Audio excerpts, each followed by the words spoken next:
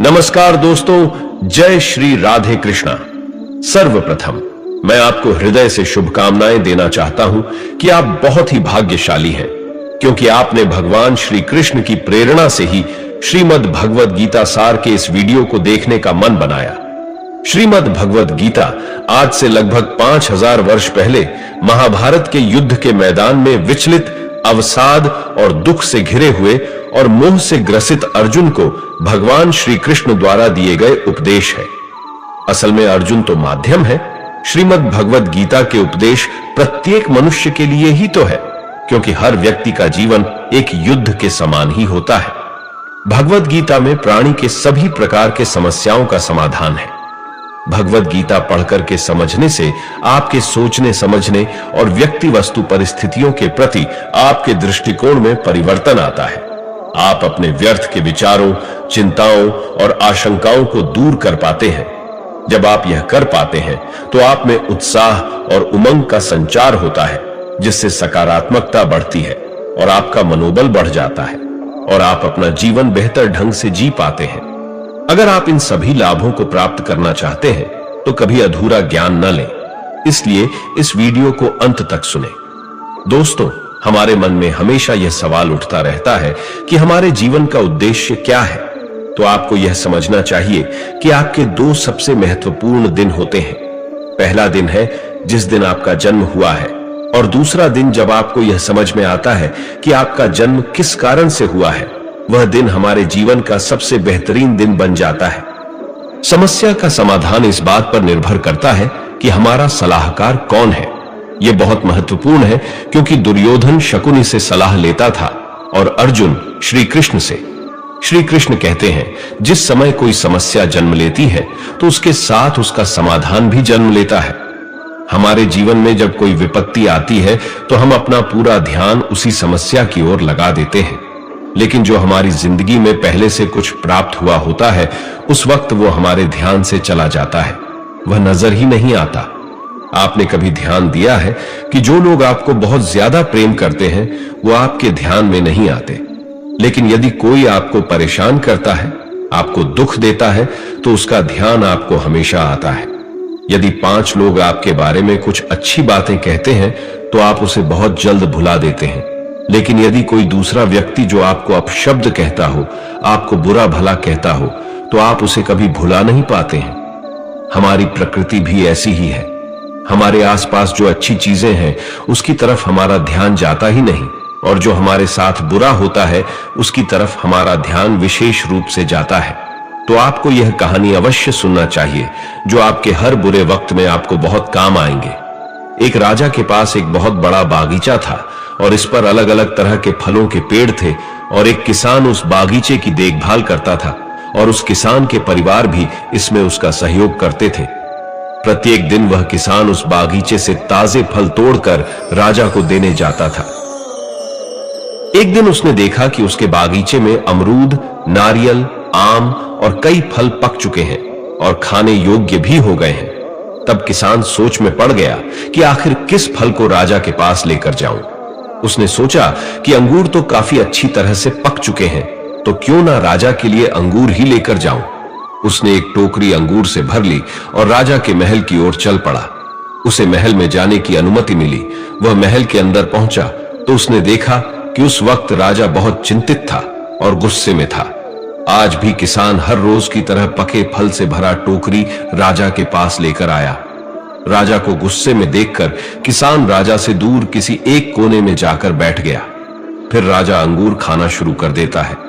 वह एक अंगूर खाता और दूसरे अंगूर को किसान के माथे पर निशाना लगाकर मारता, और जब उसका निशाना लग जाता तो किसान कहता कि यह तो बहुत अच्छा हुआ, परमात्मा बहुत दयालु है। फिर राजा और जोर से किसान के माथे पर अंगूर फेंकता। इस बार भी किसान ने पहले की तरह ही जवाब दिया, यह तो बहुत ही अच्छा हुआ, परमात्मा तो बड़े दयालु हैं। इस पर राजा को आश्चर्य हुआ। उसने सोचा, मैं तो इसके माथे पर अंगूर फेंक कर मार रहा हूं, लेकिन इससे तो कोई फर्क नहीं पड़ता। इसके बजाय यह और ज्यादा ही खुश हो रहा है। राजा ने इस प्रतिक्रिया को देखकर उससे पूछा, मैं तो तुझे बार बार अंगूर से तेरे माथे पर मार रहा हूं और तू कह रहा है कि यह तो बहुत अच्छा हुआ।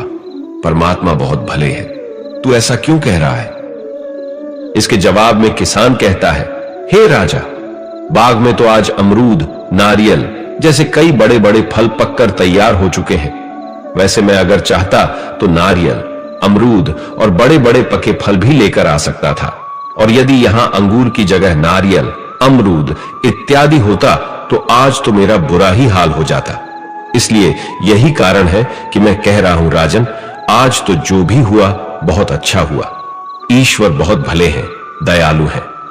दोस्तों, अगर वास्तव में देखा जाए तो यह कहानी हमारी जिंदगी से ही तो जुड़ी है, क्योंकि कभी कभी अंगूर की तरह ही छोटी छोटी मुसीबतें आकर हमारे जीवन में आने वाले नारियल और बड़े बड़े फल के समान बड़ी बड़ी मुसीबतें नहीं आ पाते हैं, और हम सोचने में लग जाते हैं कि आखिर मेरे साथ ही ऐसा क्यों हुआ है।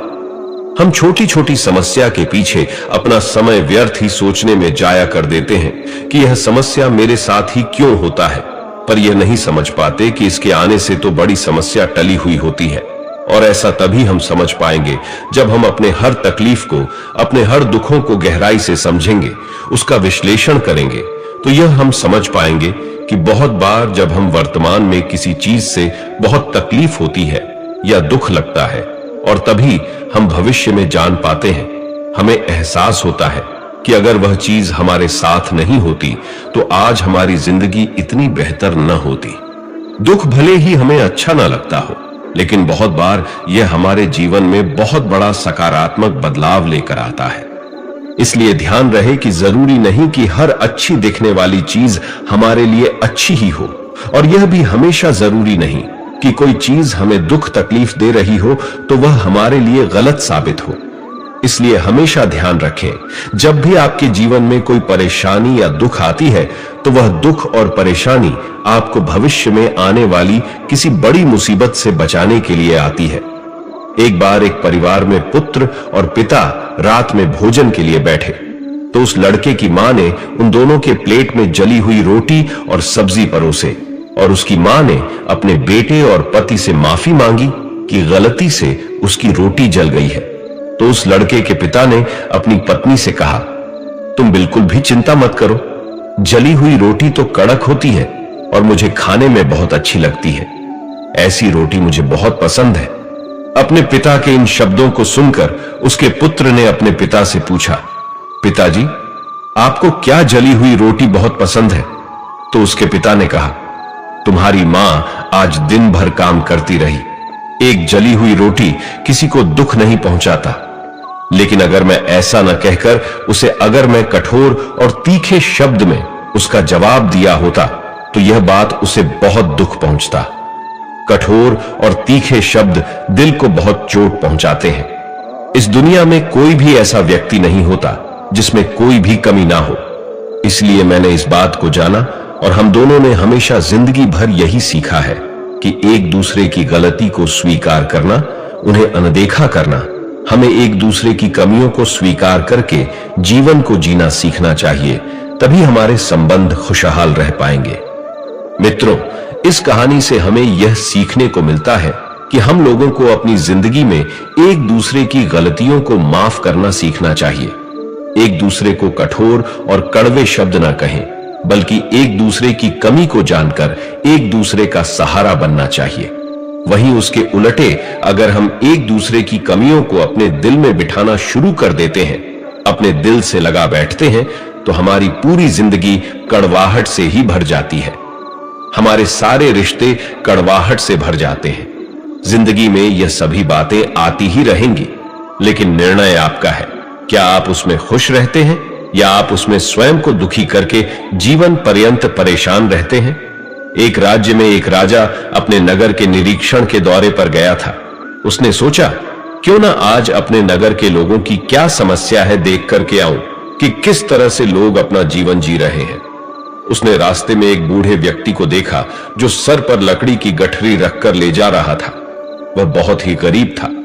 राजा को यह देखकर बहुत ही दुख हुआ। उसने इस बूढ़े व्यक्ति से पूछा कि आप तो इतनी तेज गर्मी में लकड़ी का गट्ठर बांधकर सर पर ले जा रहे हैं, आप पसीने से पूरे लथपथ हो चुके हैं, आप मेरे रथ पर आकर बैठ जाइए, आपको जहां भी जाना होगा मैं आपको छोड़ दूंगा। उस गरीब बूढ़े व्यक्ति ने राजा से कहा, महाराज, मैं तो बहुत छोटा व्यक्ति हूं, आपके रथ पर कैसे बैठ सकता हूं? तो राजा ने कहा, मैं कोई छोटा बड़ा व्यक्ति नहीं मानता, हमें तो एक दूसरे की मदद का भाव रखना चाहिए। अगर हमारे पास कोई चीज बहुत ज्यादा है और किसी व्यक्ति के पास उस चीज की कमी है, तो हमें उस चीज को अवश्य ही उसे देना चाहिए। और मैं भी एक मनुष्य हूं, और एक मनुष्य दूसरे मनुष्य के काम नहीं आएगा तो कौन आएगा? और ऐसा मनुष्य जो दूसरे मनुष्य के पीड़ा को नहीं समझ सकता, वह मनुष्य नहीं हो सकता, वह तो पशु के समान है। इसलिए आप मेरे रथ पर आकर बैठ जाइए, मैं आपको आपके मंजिल तक अवश्य ही छोड़ आऊंगा। राजा के अनुग्रह करने पर वह गरीब किसान राजा के रथ पर आकर बैठ गया। रथ आगे बढ़ा तो राजा ने देखा कि उस किसान के सर से पसीना अभी भी बह रहा है। तो राजा ने देखा कि उस किसान ने अपने सर पर से उस लकड़ी के गट्ठर को नहीं उतारा है। राजा ने उस बूढ़े किसान से कहा कि जब आप इस रथ पर बैठ गए हैं, तो आपको अपने सर पर इस गट्ठर को रखने की क्या ही आवश्यकता है? आप अपनी इस गठरी को रथ पर रख दीजिए। तो किसान ने राजा से कहा, महाराज, आपने तो मुझे रथ पर बिठाया, यह बहुत ही सौभाग्य की बात है, लेकिन मैं नहीं चाहूंगा कि इन लकड़ियों के गट्ठर का वजन आपके रथ पर पड़े, इसलिए मैंने इसे अपने सर पर ही ले रखा है। तो उसकी इन बातों को सुनकर राजा को बहुत ही आश्चर्य हुआ और उसने बहुत ही अफसोस जताया और उसने अपना सर पकड़ लिया। मित्रों, यही कहानी हम सभी की है। भगवान श्री कृष्ण श्रीमद् भगवद गीता में कहते हैं, हे अर्जुन, तुम अपने सारे दुखों को मेरे ऊपर छोड़ दो, मैं तुम्हारे सारे दुखों को दूर कर सकता हूं, तुम्हारी सभी चिंताओं को खत्म कर सकता हूं। लेकिन दुर्भाग्य है कि यहां प्रत्येक मनुष्य अपने सर पर लकड़ी के गट्ठर के समान चिंताओं का बोझ, अपनी समस्याओं का बोझ अपने सर पर लेकर घूम रहा है। वैसे असल में तो वह कुछ नहीं कर सकता, वह मनुष्य अपना ही जोर चलाने में लगा रहता है। मनुष्य को यह लगता है कि सब कुछ तो मैंने ही संभाल रखा है, अपनी समस्या के बारे में अगर मैं ना सोचूं तो सब कुछ ही बर्बाद हो जाएगा, व्यर्थ हो जाएगा। और वह केवल सोच सोच कर परेशान रहता है और अपना उचित कर्म नहीं करता, बल्कि उसे तो अपनी समस्याओं के परिणाम को ईश्वर पर छोड़ देना चाहिए और अपना वास्तविक कर्म करना चाहिए, ताकि उस समस्या से पार पाया जा सके। मित्रों, हमारी जिंदगी का सफर, चाहे वह आध्यात्मिक हो या हमारे परमात्मा की ओर हो, वह सफर हमारे मन मस्तिष्क के भीतर छुपा हुआ होता है। एक बार एक मूर्तिकार से पूछा गया कि आप इतनी अच्छी मूर्ति कैसे बना लेते हैं? तो मूर्तिकार ने कहा, पत्थर के अंदर तो मूर्ति पहले से ही है, मैं तो बस उसमें जो अनावश्यक मात्रा में पत्थर का अंश है, बस उसे निकालता हूं और फिर जाकर मूर्ति प्रकट होती जाती है। मित्रों, हमारी जिंदगी का सफर भी उसी मूर्ति की तरह ही होता है। बस उसके ऊपर का जो हमारा मन का भ्रम होता है और अपने बारे में कि मैं यह नहीं कर सकता, मेरे अंदर इतनी क्षमता नहीं है, बस वह नकारात्मक इच्छाएं निकालता जाता है, तो हमारे जीवन की वास्तविकता हमें पता चलने लग जाती है और हमें सही मार्ग दिखने लग जाता है। एक पिता का एक बहुत ही गुस्सैल पुत्र था। पिता कीलों से भरा हुआ एक थैला अपने पुत्र को दे देता है और कहता है, जब भी तुम्हें गुस्सा आए तो उस थैले में से एक कील निकालकर अपने बागीचे में कहीं ठोक देना। एक दिन जब उसे बहुत ही गुस्सा आया तो उसने उस थैले से कील निकालकर बाड़े में दीवार पर ठोक दी। इस तरह से जब भी उसे कभी ज्यादा गुस्सा आता तो वह ऐसा ही करता। धीरे धीरे उसे एहसास हुआ कि यह बाड़े में कील ठोकने में जो मैं समय व्यर्थ ही बर्बाद कर रहा हूं, उससे तो कई गुना ज्यादा बेहतर है कि मैं अपने गुस्से पर काबू पा लूं। ऐसा करते करते उसके द्वारा बाड़े में कील ठोकने की गतिविधि कम होने लगी। फिर एक दिन ऐसा भी आया, उसमें बहुत ही गुस्सा आने के बावजूद भी उसने एक भी कील बाड़े में नहीं ठोकी और ये सारी बातें वह अपने पिता को बताया। पिता उसके जवाब में कहते हैं, जब भी इस तरह से अपने क्रोध पर नियंत्रण पा लेते हो और एक भी कील दीवार पर नहीं ठोकते हो, तो बाड़े में जाकर किसी एक कील को उखाड़ लेना। पुत्र ने अपने पिता की बात मानी और वह ऐसा ही करता रहा। एक दिन ऐसा आया कि दीवार में एक भी कील नहीं बची, तो यह खुशी वह अपने पिता से जाहिर करता है। तो पिता उसे लेकर बाड़े में आ जाते हैं और जहां पर उसने कील ठोकी थी वहां उन्हें दिखाया। पिता ने अपने पुत्र को उन सारे छिद्रों को दिखाया जहां पर उसने कीलें ठोकी थी, और फिर अपने पुत्र से पूछा, क्या तुम इन छिद्रों को वापस भर सकते हो?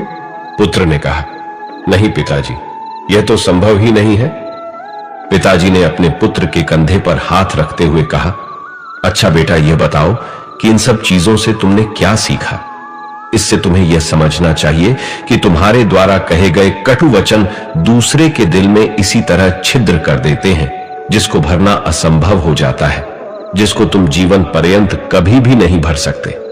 मित्रों, इस कहानी से हमें यह शिक्षा मिलती है जो भगवत गीता में भी कहा गया है कि हमारे जीवन में जब भी कोई ऐसी हालात आ जाए, ऐसी कोई परिस्थिति आ जाए कि लोग आपसे कुछ ऐसा व्यवहार कर जाएं कि आपको बहुत दुख हो और आप गुस्से में दूसरे के दिल में अपने कठोर वचन से चोट पहुंचाते हैं, तो वास्तव में आप ऐसा करके अपने मन की भड़ास को निकाल तो लेते हैं, लेकिन ध्यान रहे कि सामने वाला आपके कहे गए उन शब्दों को कभी नहीं भूल सकते।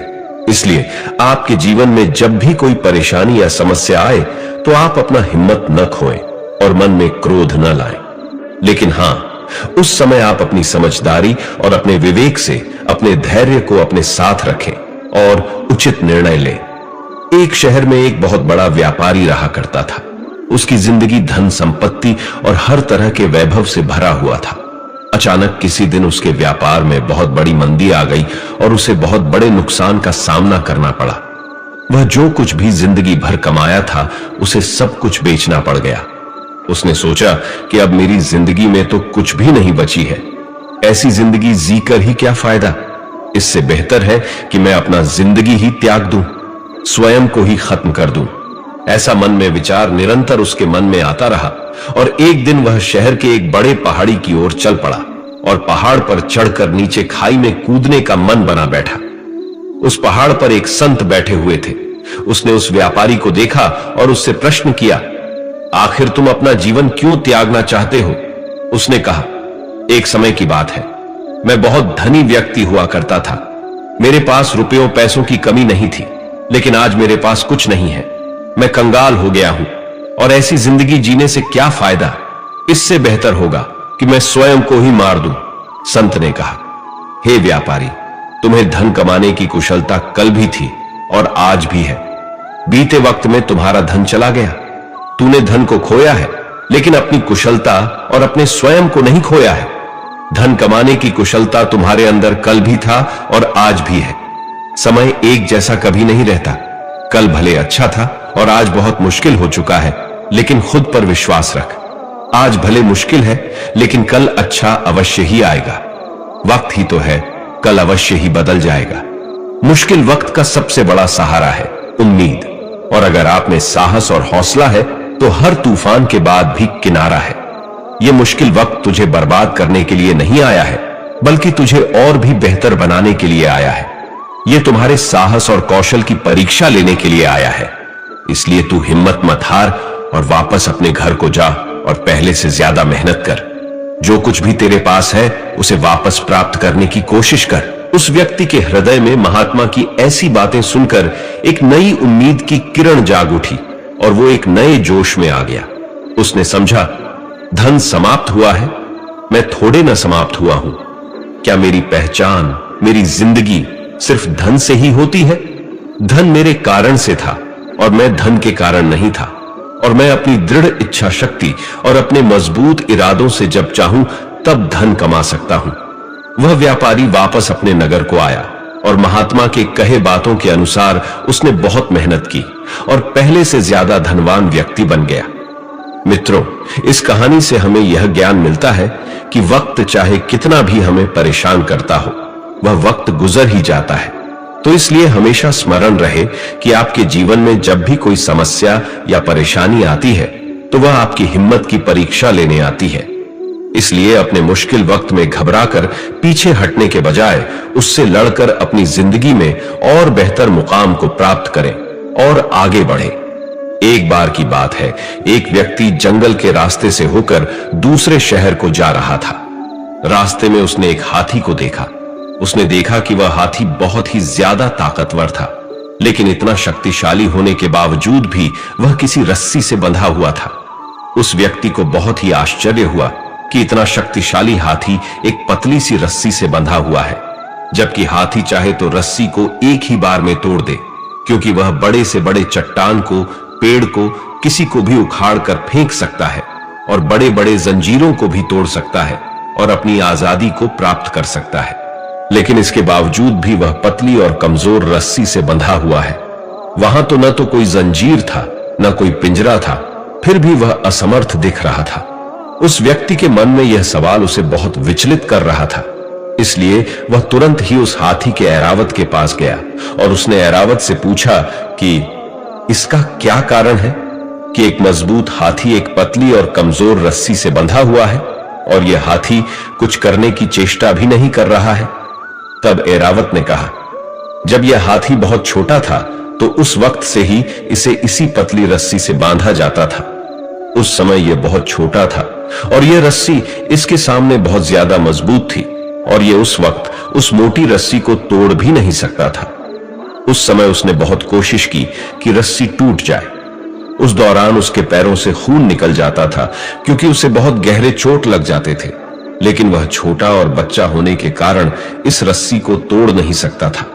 इसने बहुत बार प्रयास किया, लेकिन यह रस्सी नहीं टूटी और अंत में इसने हार मान लिया कि मुझसे यह रस्सी तो नहीं टूटने वाली। धीरे धीरे समय बीतता गया, वह बड़ा होता गया और उसके मन मस्तिष्क में यह बात बैठ गई कि यह रस्सी उससे नहीं टूटने वाली। वैसे यह चाहे तो किसी भी वक्त इस रस्सी को आराम से तोड़कर बिना ज्यादा बल लगाए ही अपनी आजादी को प्राप्त कर सकता है। लेकिन स्थिति यह है कि यह अपने बचपन में मिले हार को अपने संपूर्ण जीवन का ही हार मान बैठा है और इसीलिए अब यह कोशिश नहीं कर रहा है और यह मन से हार जाने के कारण एक कमजोर और पतली रस्सी से भी हार चुका है। मित्रों, यह कहानी भी हमारी जिंदगी की तरह ही होती है, क्योंकि जब हमारी जिंदगी में कोई परेशानी या दुख तकलीफ आती है तो हम अपने आप को उसके सामने बहुत छोटा समझने लगते हैं और हम हार मान लेते हैं। हमारे मन में डर बैठ जाता है और परिणाम यह होता है कि उस परेशानी से निकलने का दोबारा कोशिश ही हम नहीं करते, क्योंकि हम मन से हार चुके होते हैं। उसी तरह असलियत में हमारे दुख इतने शक्तिशाली नहीं होते जितना हम मान लेते हैं, लेकिन हम उन दुखों को खुद से बड़ा समझ लेते हैं, उन समस्याओं को बहुत अहमियत देने लग जाते हैं और इसी कारण वह समस्या उलटे खुद हम पर ही हावी हो जाती है और हमें वह बहुत विशाल लगने लग जाता है। इसलिए जिंदगी में जब भी कोई दुख परेशानी आए तो उसके आगे घुटने हमें नहीं टेकना चाहिए, उसके आगे हमें हार नहीं मानना चाहिए, क्योंकि वह व्यक्ति जो मन से हार जाता है वह अपने दुखों से भी हार जाता है, जीवन से भी हार जाता है। इसलिए ईश्वर कहते हैं कि वह व्यक्ति जो अपने मन को नियंत्रित कर, मन को काबू कर अपने दुखों पर विजय प्राप्त कर लेता है, वह जिंदगी में जो चाहे पा सकता है। किसी भी समस्या से भागना समाधान नहीं है, बल्कि समस्या को समझना और किसी निष्कर्ष पर पहुंचना ही समाधान है। आशु एक जीवन शैली का हिस्सा है, किंतु आगे आने वाली समस्या का समाधान नहीं। व्यक्ति को दुख होना उसके जीवन का हिस्सा है, किंतु जीवन भर पीड़ा को हृदय से लगाना आगे बढ़ने का समाधान नहीं है। हर समस्या के 3 समाधान होते हैं, स्वीकार करो, बदल दो या फिर छोड़ दो। जैसे उबलते पानी में कभी परछाई नहीं दिखती, ठीक उसी प्रकार परेशान मन से समाधान भी नहीं दिखते। शांत होकर देखिए, सभी समस्याओं का हल मिल जाएगा। उनके होते हुए तू क्यों परेशान है? कान्हा के चरणों में तो हर समस्या का समाधान है। राधा राधा जपने से हो जाएगा तेरा उद्धार, क्योंकि यही वह नाम है जिससे कृष्ण को है प्यार। अगर बना सकते हो श्री कृष्ण को तो अपना बना लो। जीवन के सारे दुख दर्द दूर और सुख की अनुभूति होगी। भगवान श्री कृष्ण कहते हैं, यदि मेरा भक्त मौन होकर सब कुछ सुन रहा है तो स्मरण रखिए, उसके मौन और विश्वास का उत्तर मैं स्वयं देता हूं। मां का हाथ और श्री कृष्ण का साथ है तो फिर दुख में भी सुख का एहसास है। मौन सबसे अच्छा उत्तर है किसी ऐसे व्यक्ति के लिए जो आपके शब्दों को महत्व ही नहीं देता। अपनी पीड़ा के लिए संसार को दोष मत दो, अपने मन को समझाओ। तुम्हारे मन का परिवर्तन ही तुम्हारे दुखों का अंत है। दृष्टि से अधिक आवश्यक प्रेम और आदर भरा दृष्टिकोण है, क्योंकि वही आपको प्रेम और सम्मान दिलाएगा। राधा ने श्री कृष्ण से पूछा, प्यार का असली मतलब क्या होता है? श्री कृष्ण ने हंसकर कहा, जहां मतलब होता है वहां प्यार ही कहां होता है। ईश्वर पर भरोसा इतना रखो कि जब आप इच्छा से काम ना हो तो समझ लीजिए ये उनकी इच्छा है, और जब आपकी इच्छा से काम हो तो समझ लेना ये उनकी कृपा है। कभी जीवन में हारा हुआ महसूस करो और कोई मार्ग न दिखे तो भगवत गीता की शरण अवश्य लेना। किसी को इतना भी दुख न दे कि वह ईश्वर के सामने आपका नाम लेते हुए रोने लगे। यह कर्म चक्र है। यहां हर एक प्राणी को प्रत्येक क्षण अपना कर्म करना ही होता है, फिर चाहे वह कर्म कितना भी कठिन क्यों ना हो। जिन व्यक्तियों का हृदय पवित्र होता है वे धन्य हैं, क्योंकि उन्हें ईश्वर का ज्ञान दिया जाएगा। जिस प्रकार उगता हुआ सूर्य रात्रि के अंधकार का विनाश कर देता है, वैसे ही आत्मा का ज्ञान समस्त भ्रम को दूर कर देता है। ज्ञान योग उन लोगों के लिए है जो किसी भी वस्तु की कामना नहीं करते, क्योंकि उन्होंने यह जानते हुए समस्त कर्मों का त्याग कर दिया है कि प्रत्येक इच्छा अशुभ से परिपूर्ण होती है। मानव जन्म धन्य है। स्वर्ग के निवासी भी इस जन्म की कामना करते हैं, क्योंकि मनुष्य के द्वारा ही वास्तविक ज्ञान और विशुद्ध प्रेम की प्राप्ति की जा सकती है।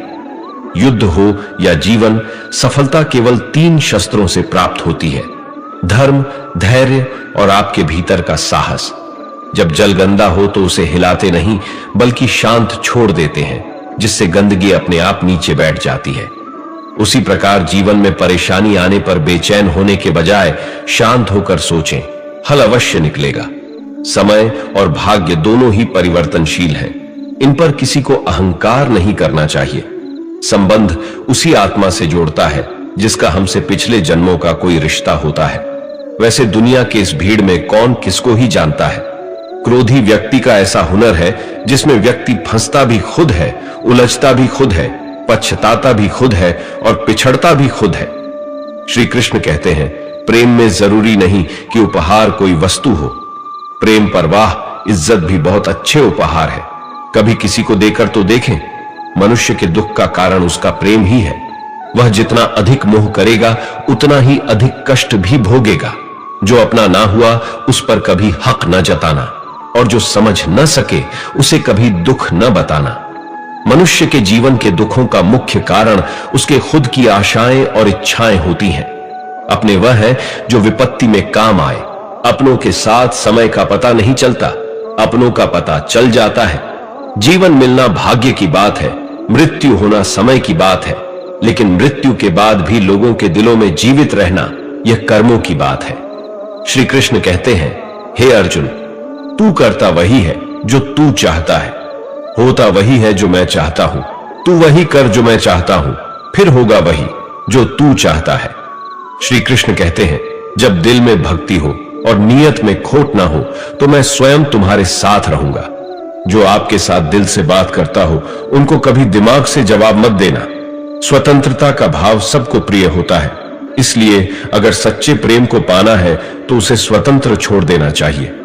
जिस प्रेम के रिश्ते में स्वार्थ, अहंकार या मतलब होता है, वो रिश्ता प्रेम का रिश्ता कभी नहीं कहला सकता, क्योंकि प्रेम का रिश्ता निस्वार्थ होता है। यानी प्रेम के रिश्ते में कोई स्वार्थ नहीं होता है। स्वर्ग का सपना छोड़ दो, नरक से डरना छोड़ दो। कौन जाने क्या पाप क्या पुण्य है। बस किसी का दिल न दुखाओ अपने स्वार्थ के लिए, बाकी सब कुदरत पर छोड़ दो। न पैसा बड़ा न पद बड़ा, मुसीबत में जो साथ खड़ा वह सबसे बड़ा। परिवर्तन ही प्रकृति का नियम है, इसीलिए जो पीछे छूट गया है उसका शोक मनाने की जगह जो आपके पास है उसका आनंद उठाना चाहिए। जिंदगी में कभी उदास मत होना, कभी नाराज नहीं होना। यह जिंदगी एक संघर्ष से चलती रहेगी। बस तुम अपना जीने का अंदाज न खोना।